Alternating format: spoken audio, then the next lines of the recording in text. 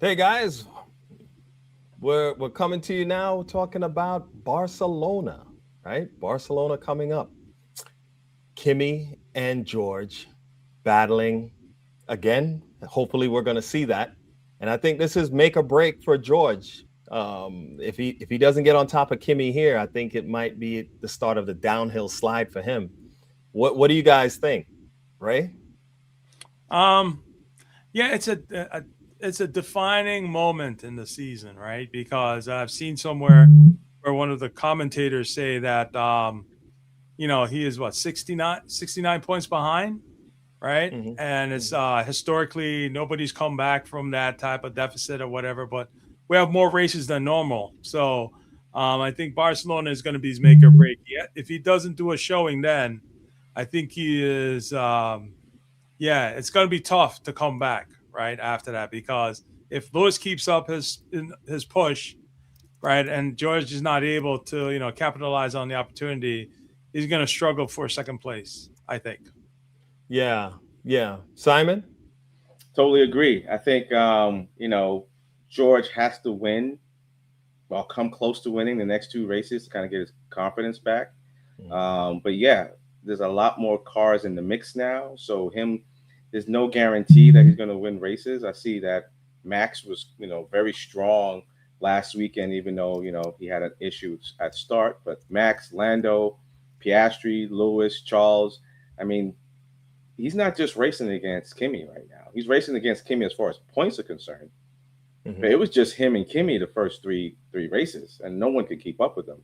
Now Right. he's racing against a whole bunch of other drivers that is going to try and steal points from him as well. So he has to control that deficit, right? If he can get it back down to 50s and in the 40s somehow, we all know Kimi's probably going to have a DNF, right? So that's possible 20, 25 points, 25 to 18 points he can get back. But yeah, he can't afford to DNF anymore. Two DNFs in a row.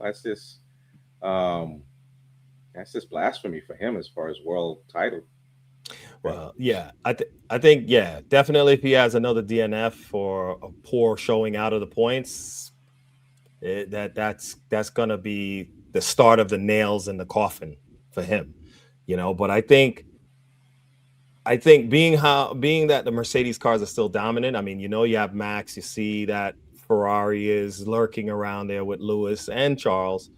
I still think his focus is Kimi, and he needs to really get on top of him, and I'll say win, um, to start shifting back, the momentum to his side, and also for his mental state. No matter how these guys say that, nothing bothers them and they're tough, and no, I listened to a podcast with Nico Rosberg recently on the High Performance podcast, and it was very insightful because Nico talked about how hard it was for him to beat Lewis, and how that you couldn't show any kind of weakness to the team. He couldn't discuss certain things with the team. So that's the environment of Formula One. George is sliding down that slope where they'll just leave you behind, if Kimi keeps going. So I think it's really important for him. And I guess some are speculating he's starting with the mind games because he was quoted as saying that it's the title is Kimi's to lose. Um, I don't know. I mean, I still think it's early, but it could be the start of mind games. I mean, what do you guys think about that? Did you guys hear that one?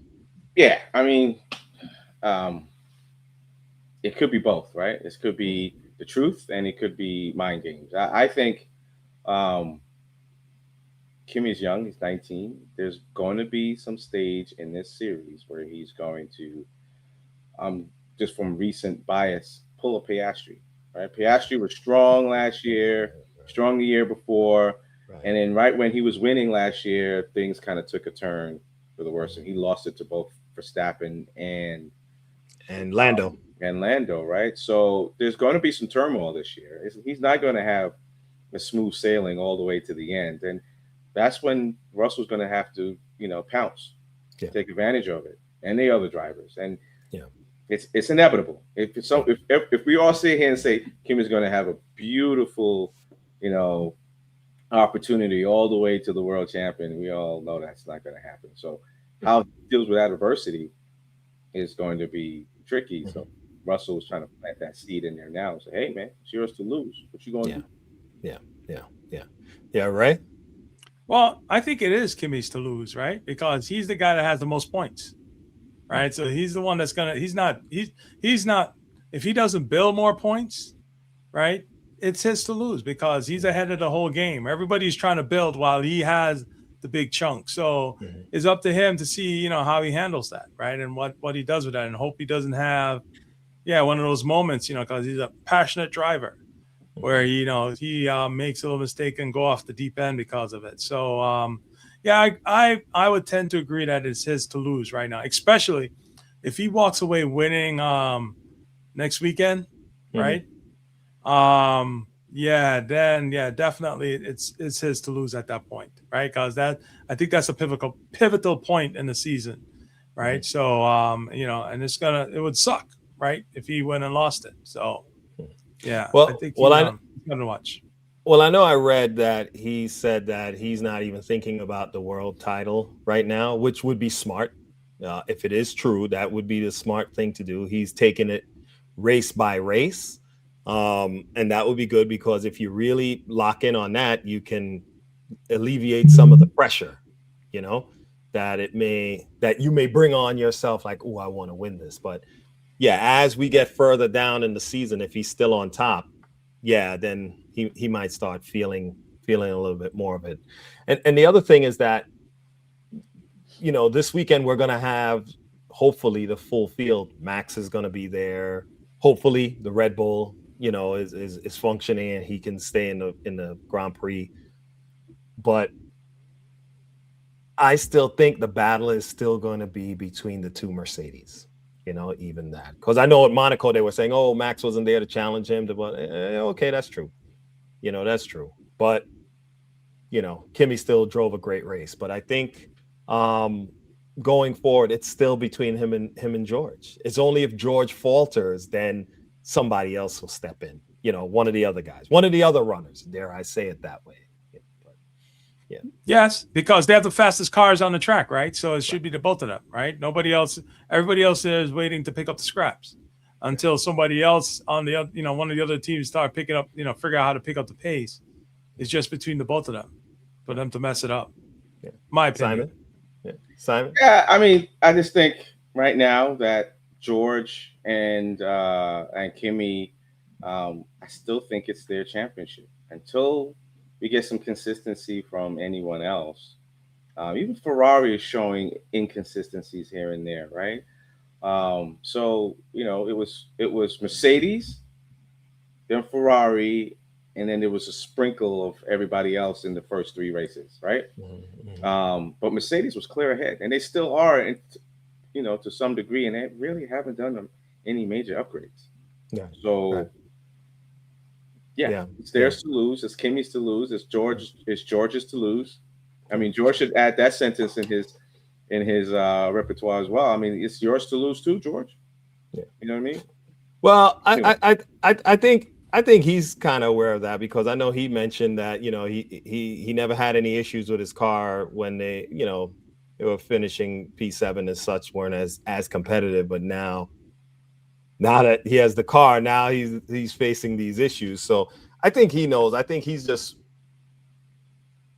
trying to make sure everyone gets behind him. He doesn't want to get left behind. He wants to, be able to fight Kimmy for it. But here's the other thing: the McLarens may come back online because they were the ones that were also strong yeah, in the beginning. So they may come back online, and then back to what you said earlier, he may have to fight with them for points, or to get through them to get to Kimmy right, or right. whoever's in front, or vice versa. Let me not put it all on Kimmy's side. Nope. So okay. Toto is making sure he's talking to the engineers or the engine engineers to Mhm. make sure that yes, they can. Oh, Yeah. I have a feeling he's saying to make sure that Kimmy's engine is good, but hey, I fall back to a team principal wants both cars because they are going for the constructors titles, so they want that. But Yeah, you faded. So repeat what you were saying. I'm saying Toto is working on with his engineers to make sure that the package they give to McLaren is a good engine, but not a great engine, because they don't want McLaren fighting them. Right? They need to keep that gap, but at the same time, they have to walk that line to make it seem like, hey, you know, we're doing all we're doing, right? You know, because we're the engine manufacturer. But you know what I'm saying? Then people teach. Some people teach. They teach you stuff, but they don't teach you everything. It's just like they're not dropping everything, right?